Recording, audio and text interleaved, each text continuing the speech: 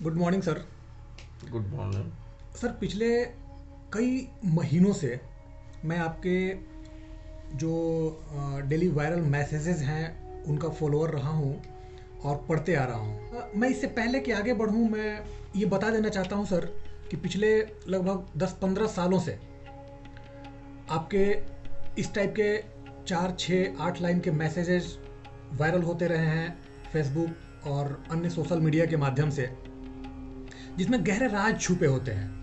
और पिछले कई दिनों से, कई एपिसोड्स के माध्यम से उन राज को हम विस्तार से समझने की कोशिश कर रहे हैं। लेकिन अभी तक के सारे मैसेजेस जहां मुझे ज़मीन से जोड़ने का कार्य कर रहे थे, वहीं पे पिछले दिनों मुझे एक ऐसा मैसेज मिला जो मुझे थोड़ा विचलित कर गया।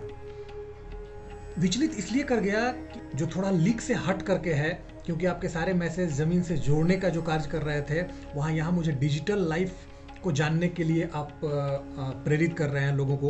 और वो भी आप ये कह रहे हैं कि अनिर्णित दार्शनिक उलझनों से बचने हेतु व्यक्तिगत डिजिटल लाइफ को जाने। आप आगे लिख रहे हैं कि ये 2 चरणों में 1, 2, 3, 4, 5 और फिर 5, 4, 3, 2, 1 समाहित है। इसको थोड़ा विस्तार से समझाने का कष्ट करें सर। अगर डिजिटल लाइफ आप किसको कहते हैं? सर हमारे समझ से तो डिजिटल लाइफ अर्थात ये इंटरनेट की दुनिया, ऑनलाइन जगत। ये तो जस्ट माने किसी शब्द का अर्थ का छेपक होता है। ये अर्थ कुछ और है, उसको आप शब्दों के माध्यम से व्यक्त कर देते हैं। जो मूल अर्थ है वो छुप जाता है। ओके, चलिए इसको हम छेपक कहें। अच्छा। आगे डिजिटल का माने हिंदी में अर्थ लीजिए तो क्या होगा? अंक होगा, डिजिट। ओके, हाँ, अंक होगा या संख्या कहेंगे। बिल्कुल। तो जीवन जो है या प्रकृति जो है, जीवन है या प्रकृति जो है, वो प्राचीन दार्शनिकों ने भी कहा कि गणित की व्यवस्था है। तो जो भी चीज़ आ रहा है वो डिजिटल में है, अंक में है, संख्या में है। बिल्कुल। इसलिए हमारे यहाँ प्राचीन काल में सांख्य दर्शन ही बना था। जी बिल्कुल, सांख्य गीता भी आधा सांख्य दर्शन को ही डील कर रहा है। ओके। कृष्ण भी सांख्य दर्शन के उपासक थे। हाँ जी। तो संख्या का जो हमारे यहाँ जो सांख्य दर्शन का जो मूल दर्शन था वो डिजिटल था। पर खैर उनके सांख्य दर्शन में थोड़ा नया इनोवेशन है मेरा, क्योंकि अब आधुनिक काल आ गया है। वो प्राचीन काल था।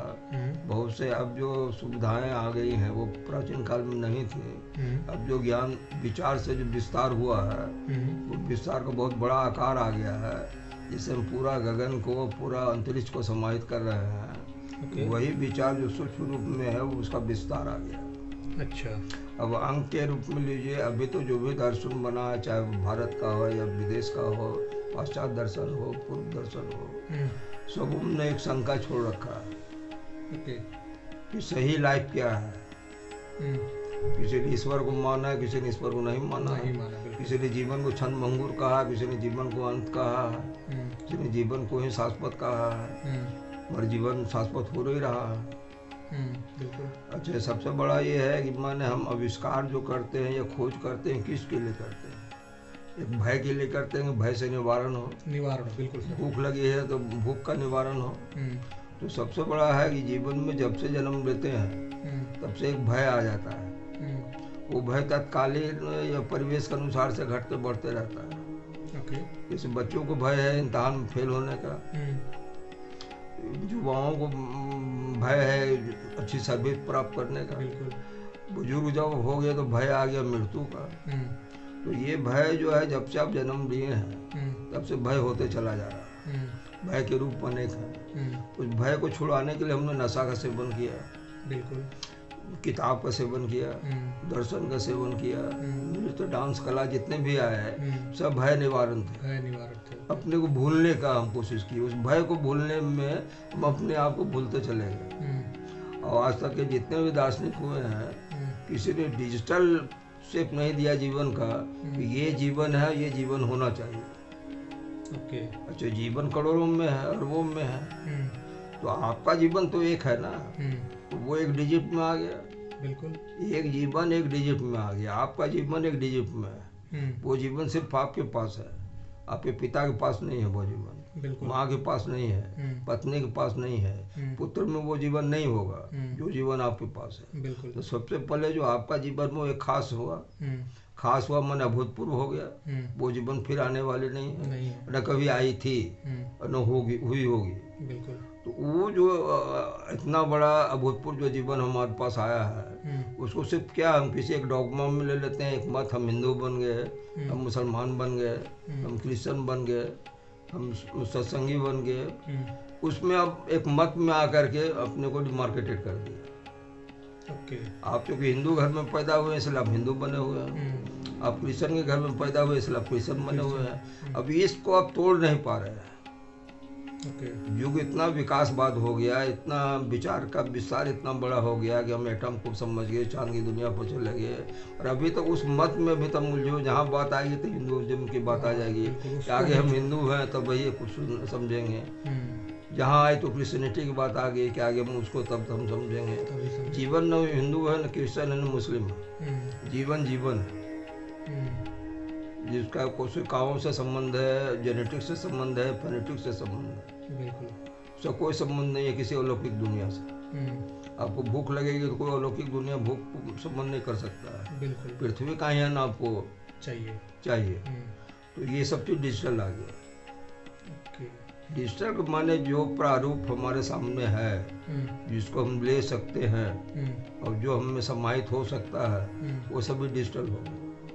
अच्छा। आपको भूख लगेगी तो मन अन्न ही आपके लिए वो डिजिटल है। उसमें हम किताब दे देंगे 10 गो शेक्सपियर वाली, तो वो आपके लिए पेट भरने की लायक नहीं है। तो अभी तक तो डिजिटल लाइफ है, इसके बारे में लोगों को पूरी तरह से जानकारी नहीं है कि लाइफ कैसे डिजिटल है। ओके। पहली बात। दूसरी बात ये आ गई कि अब इसमें मैंने जो कहा, जैसे हमारे यहाँ बहुत से मैंने कहावतें आ गई, बहुत से मैंने इस तरह का मैंने वाक्य का उदाहरण आता है, जिसको हम लोग सिर्फ छिपक के अर्थ में उसको अर्थ को अनर्थ कर देते हैं। अच्छा। जैसे हमारे यहाँ मैंने सब लोग हर एक हफ्ता में मंगलवार को या शनिवार को हनुमान चालीसा पढ़ते हैं। बिल्कुल सर। बड़े खाली पढ़ रहे हैं या समझने में जो अर्थ समझाएगा उसी को समझ रहे हैं, अन्यथा क्या अर्थ होगा। तो एक छिपक दूसरे छिपक को लाया, एक नशा दूसरे नशा को लाया, तो सिर्फ वो परंपरा चली आ रही, ठीक वो चीज़ स्थिर हो गई, मगर उसका किसी भी जीवन को या किसी भी डिजिटल जो व्यक्ति का जीवन है उसका अनुसरण नहीं किया, उसका लाभ उसको नहीं मिला। अनुसरण तो ठीक है, लोगों ने टीका लगा लिया, लोगों ने सब चीज़ आचरण में आया, लाभ भी होना चाहिए ना, प्रत्यक्ष लाभ होनी चाहिए। कि हम यदि हनुमान चालीसा को समझ रहे हैं तो हनुमान चालीसा एक सूत्र है। हनुमान चालीसा एक सूत्र है? एक सूत्र है 40 को कोड में। अच्छा। अब वो हनुमान चालीसा, हनुमान का क्या नाम था, वो हनुमान जी जिसको हम कल्पना कर उस हनुमान को ले रहे हैं, या जो राम के साथ जो हनुमान थे उस हनुमान को ले रहे हैं। यहाँ ये विवेचन नहीं है, ये सब यहाँ छिपक में आ रहा है। अब खाली हनुमान चालीसा में जो 43 वो जो दोहा है, जिसमें 3 को दोहा आ गया, 40 को चालीसा आ गया। तो पहला है गुरु चरण सरोज रज, श्री गुरु चरण सरोज रज, निजमन मुकुर सुधार। बिल्कुल सर। सिर्फ ये एक ही लाइन पर आ पाई है। नेक्स्ट जितना है आपका 46 लाइन आए उसको छोड़ दीजिए। अच्छा। यहाँ कह रहा है गुरु चरण है, तब हम गुरु का अर्थ ले लिए अपने गुरु को। अच्छा, गुरु हमारा ही चरण है? हाँ, यहाँ कहा जा रहा है गुरु चरण है। अच्छा। मगर हम ले रहे हैं अपने गुरु को, जिसको हम मान्यता में, जिसके हम गुरु को मान्यता माने हुए हैं। अच्छा। जैसे आप किसी मत के अनुयायी हैं तो आप उनके गुरु को चरण को ले लिए, या वो हर एक हिंदुस्तान में हर एक का या अपना अपना कोई गुरु होता है, आदर्श होता है, उसके चरण को ले लिए, उसके चरण को हम धोएंगे, उसके चरण का पान करेंगे, अच्छा, तो आप ये कह रहे हैं सर कि यहाँ पे अपने ही चरण की बात की गई है? हाँ, यहाँ के चरण जो आपका जो गंतव्य है जो जीवन का, जीवन है तो एक गंतव्य होगा ना। बिल्कुल। जीवन का एक कोई उद्देश्य होगा ना। होगा, हाँ। वो उद्देश्य कहाँ है? मस्तिष्क में तो जो विचार आपको मिला वो विचार को ले लिए। आप हिंदुइज्म के विचार से ग्रसित है, कम्युनिज्म के विचार से ग्रसित है, जो विचार मिला वहाँ तो कोई आपका गंतव्य नजर नहीं आ रहा है। अच्छा, तो इसको और थोड़ा समझाइए सर गहराई से। श्री गुरु चरण सरोज रज, आगे निजमन मुकुर सुधार।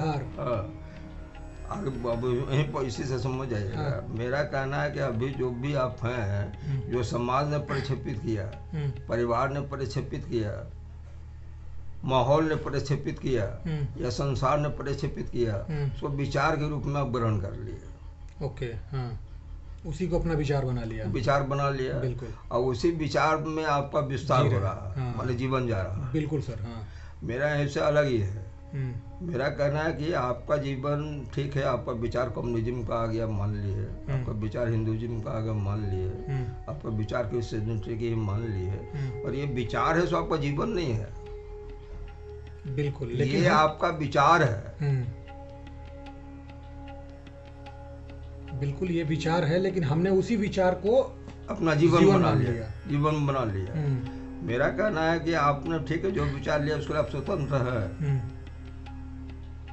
आप विचार को धारण कर सकते हैं, जो आपको अच्छा लगा ठीक धारण कर सकते, पर ये जो अच्छा लगना हो उसे आपका नशा आ गया। हाँ बिल्कुल, अच्छा लगने लगा मतलब नशा हो गया। नशा हो गया, जो अच्छा लगा वो आपको नशा हो गया।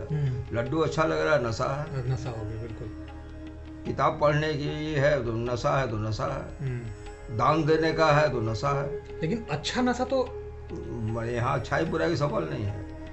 अच्छा, लेकिन नशा तो नशा है। नशा तो नशा है ना। अब इम्तहान है हमारा केमिस्ट्री का, हमको नशा पढ़ने का, जासूसी का। अच्छा, हाँ बिल्कुल सर, केमिस्ट्री का एग्जाम है ना, हम जासूसी उपन्यास पढ़ रहे हैं, तो ये नशा, इसको नशा कहते हैं। तो जीवन में जो आप प्रेरणा सो नशा है, जीवन नशा नहीं है। जीवन एक उद्देश्य है। जीवन एक उद्देश्य है, बिल्कुल सर। आप जीवन को नशा में ला रहे हैं, उद्देश्य वही बना रहे हैं जो नशा कह रहा है। जैसे राजनीति का नशा, अब आपका उद्देश्य राजनीति आ गया, जीवन को भूल गए। हर एक चीज का एक कारण है, तब कार्य बना। जीवन एक कार्य है, कोई कारण रहा होगा। बिल्कुल, वो उद्देश्य क्या है? वो उद्देश्य ये नहीं है कि हम किसी धर्म में अंधा हो जाए। प्रार्थना का एक अलग अर्थ है।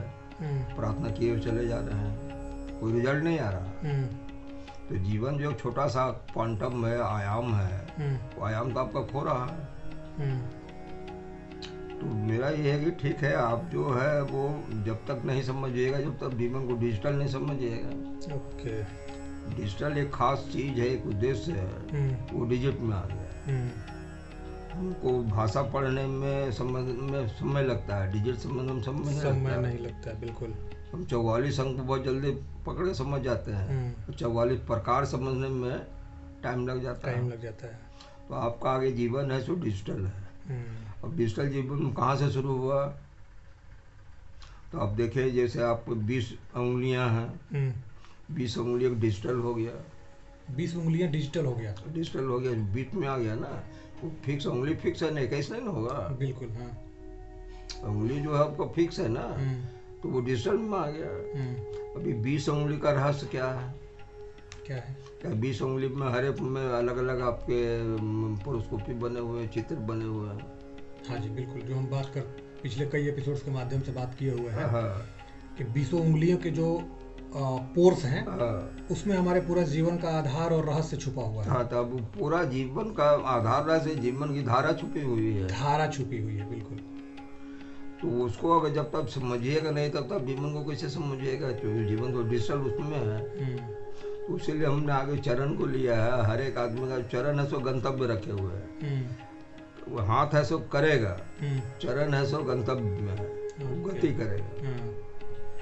हाथ गति नहीं करेगा, चरण गति करेगा। हाँ। तो वो गंतव्य है। तो ये जीवन का गंतव्य क्या है? अभी तो आपका गंतव्य लिमिटेड है, 70 साल, 80 साल, 90 साल में गंतव्य समाप्त हो जाती है। जबकि आपका जो फीवर जो है वही 98 डिग्री है।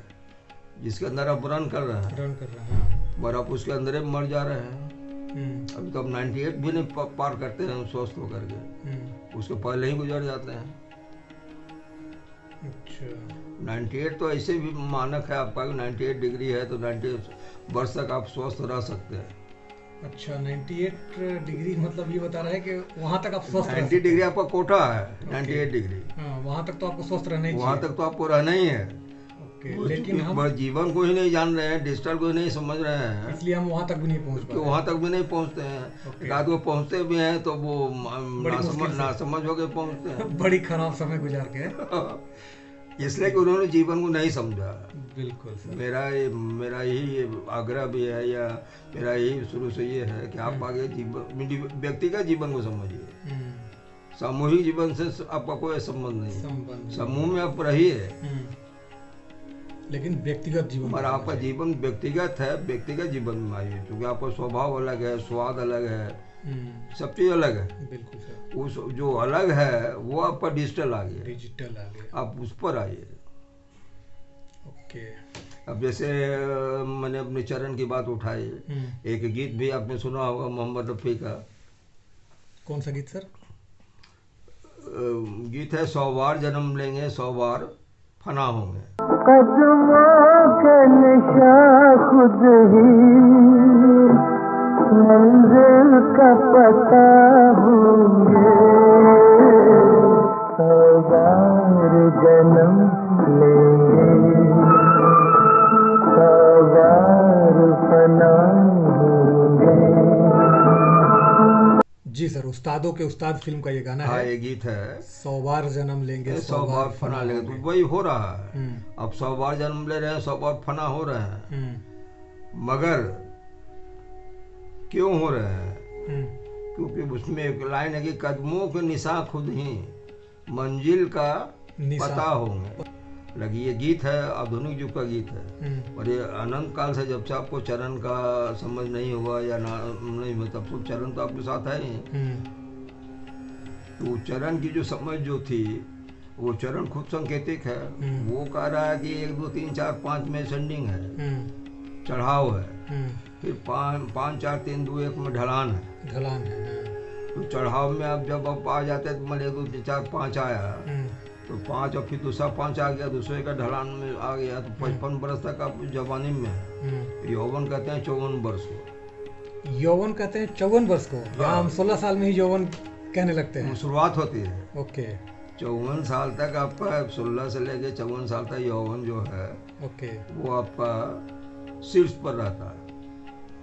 वाह। और आज हम जीवन को नहीं समझने की वजह से 54 में तो हम मतलब नहीं, इसलिए यौवन बिता देते हैं ना। हाँ, यौवन 54 जो एनर्जी जो 54, यौवन का मतलब सिर्फ सेक्स नहीं हुआ, यौवन का मतलब जीवन का पूरा प्रक्रिया हुआ, जिसमें कि आप माने जीवन का एक चरम जो एक सामर्थ्य है, यौवन में एक सामर्थ्य है, जिसमें कि आप अपने जीवन को पूर्ण कर सकते हैं। उसमें शक्ति होती है, पावर होता है, और एक जोश और जज्बा होता है। तो ये 54 तक रहेगा, उसके बाद ढलान में आ जाएगा। ओके।